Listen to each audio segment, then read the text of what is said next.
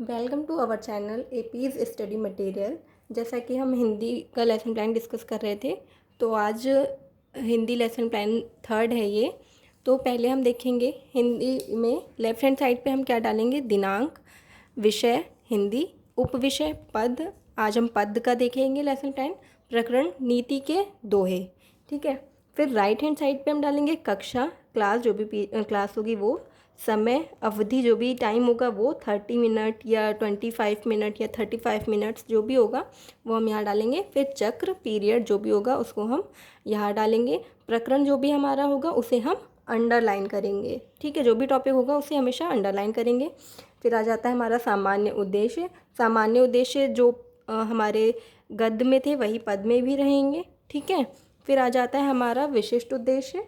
विशिष्ट उद्देश्य में ज्ञानात्मक उद्देश्य। इसमें हम ये ध्यान ज़रूर रखेंगे कि अगर हम पद का बना रहे हैं तो पद लिखेंगे जहाँ पे लिखना है, और गद्य का बना रहे हैं तो गद्य ही लिखेंगे। ठीक है। नेक्स्ट आ जाता है हमारा बोधात्मक उद्देश्य। बोधात्मक उद्देश्य में हमने लिखा है छात्र नीति के दोहे नामक पाठ के भाव को समझ सकेंगे। तो जो हमारा टॉपिक है उसे ही यहाँ लिखेंगे। जिस टाइम जो टॉपिक होगा उसे हम यहाँ पे चेंज कर देंगे नाम, और सेम लिख देंगे वैसे ही। ठीक है। नेक्स्ट हमारा लिखा है छात्र नीति के दोहे विषय वस्तु का ज्ञान प्राप्त कर सकेंगे। ठीक है। तो जो भी हमारा होगा टॉपिक उसे हम इस जगह पे बार बार चेंज कर देंगे, बाकी सारी चीज़ें सेम रहेंगी।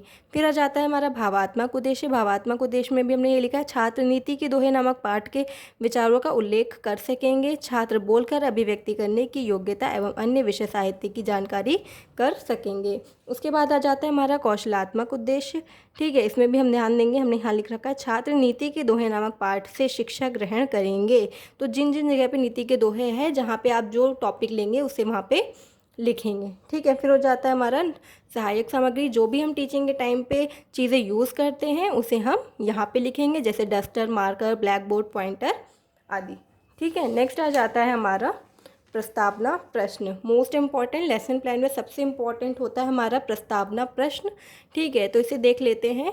कहीं कॉलेजेस में 4 बनवाए जाते हैं, कहीं पे 5 बनवाए जाते हैं। हमने यहाँ 3 बना रखे हैं, तो उसको देखेंगे हम। हमारे देश का क्या नाम है? भारत। बच्चे उत्तर देंगे भारत। नेक्स्ट हम यहीं से क्रॉस क्वेश्चन बनाएंगे। यहाँ पे अपने देश के कुछ कवियों के नाम बताओ। ठीक है। तो बच्चे उत्तर देंगे कबीरदास, तुलसीदास, सूरदास आदि। उसके बाद हम यहीं से क्वेश्चन लेंगे। यहाँ पे कबीरदास जी किस प्रकार के काव्य धारा के कवि थे? ये हो जाएगा हमारा प्रॉब्लमेटिक क्वेश्चन, बच्चे इसका सही उत्तर नहीं दे पाएंगे। तो उसके बाद आ जाएगा हमारा उद्देश्य कथन। ठीक है। उद्देश्य कथन में लिखेंगे बच्चों, आज हम लोग नीति के दोहे नामक पाठ का विस्तार पूर्वक अध्ययन करेंगे जो कबीरदास जी द्वारा रचित है। ठीक है। नेक्स्ट आ जाता है हमारा प्रस्तुतिकरण। ठीक है। ये ऐसा रहेगा। इसमें बनेंगे 3 कॉलम आपके। पहला क्रम संख्या, फिर शिक्षण बिंदु, फिर छात्र अध्यापिका क्रिया। अगर लड़का है तो छात्र अध्यापक, और लड़कियां हैं तो छात्र अध्यापिका। ठीक है। ये ध्यान रखेंगे। फिर आदर्श वाचन आ जाएगा हमारा। आदर्श वाचन में सबसे पहले हम जो पैरा हमने लिया है, जहाँ से जहाँ तक हमने लिया है उसे लिखेंगे हम।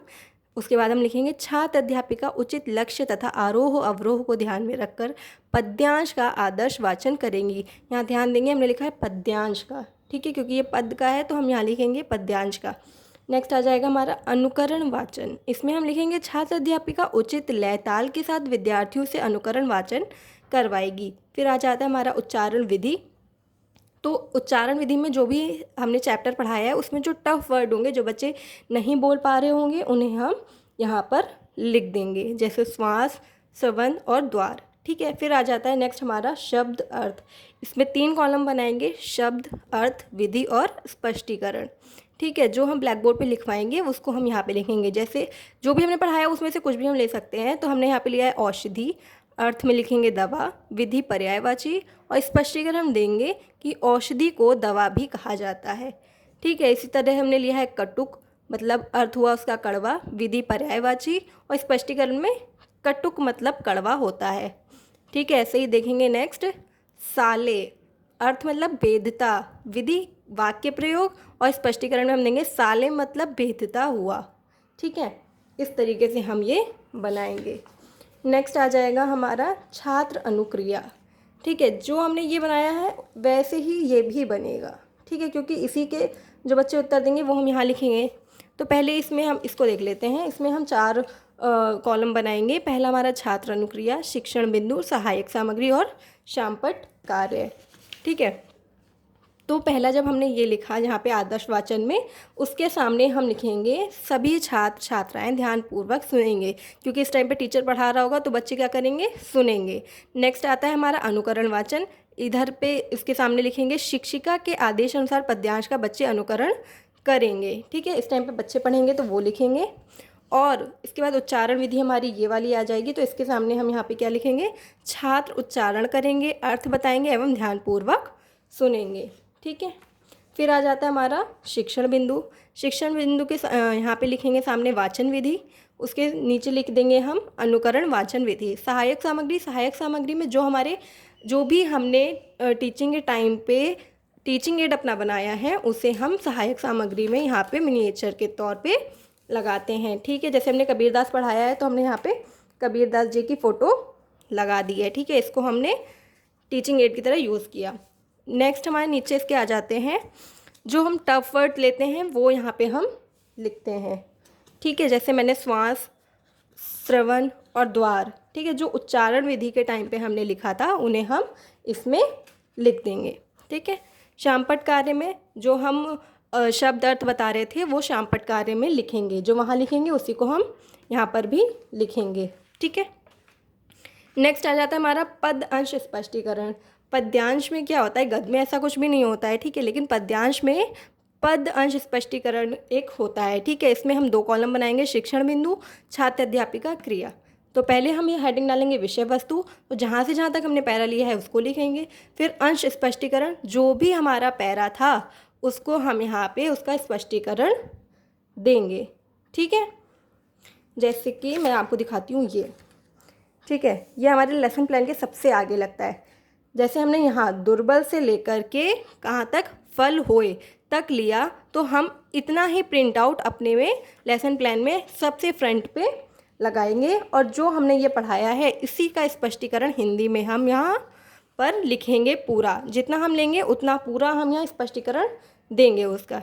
ठीक है, इसके बाद नेक्स्ट आ जाएगा हमारा छात्र अनुक्रिया। इसी के सामने ये बनेगा पेज, छात्र अनुक्रिया। ठीक है, इसमें भी 4 बनेंगे, छात्र अनुक्रिया, शिक्षण विधि, सहायक सामग्री और शामपट कार्य बनेगा। तो सबसे पहले तो यहाँ लिख देंगे छात्र अनुक्रिया में सभी छात्र ध्यानपूर्वक सुनेंगे। जब टीचर पढ़ा रहा होगा तो बच्चे सुन रहे होंगे, तो यहाँ पे ये लिखेंगे। शिक्षण विधि में व्याख्यान विधि, क्योंकि टीचर क्या कर रहा है, व्याख्यान कर रहा है, तो व्याख्यान विधि।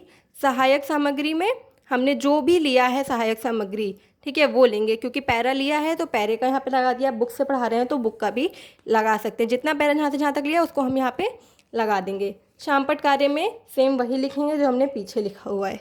ठीक है, नेक्स्ट आ जाता है हमारा बोधात्मक प्रश्न। बोधात्मक प्रश्न 3 बनाएंगे हम, जो हमने पढ़ाया उसी से रिलेटेड बनाएंगे। जैसे हमने यहाँ पहला बनाया, कबीरदास जी किसे दुख ना देने की बात कहते हैं। दूसरा, मीठे वचन किसके समान होते हैं। तीसरा है, तीखे वचन किसके समान होते हैं। ठीक है, फिर आ जाता है हमारा शामपट सारांश। ठीक है, ब्लैक चार्ट चिपकाएंगे और उसके ऊपर ऐसे करके बनाएंगे।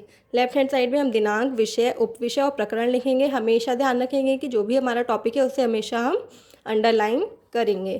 क्लास, समय और चक्र, ठीक है, जो भी होगा कक्षा डालेंगे, जो भी होगी क्लास वो पीरियड डालेंगे, सब यहाँ पे सेम ही रहेगा। ठीक है, फिर शब्द अर्थ, इस साइड पे हम शब्द अर्थ लिखेंगे। जो भी हमने पीछे लिखे थे उन्हीं को हम यहाँ पर भी लिखेंगे। स्पष्टीकरण नहीं देंगे, स्पष्टीकरण हम बोल के बताते हैं क्योंकि। ठीक है, फिर जो भी हमने क्वेश्चन बनाए हैं उनके उत्तर हम यहाँ पे पूरे पूरे देंगे। जैसे हमने बोला था तीखे वचन किसके समान होते हैं, तो हमने लिखा है तीखे वचन तीर के समान होते हैं।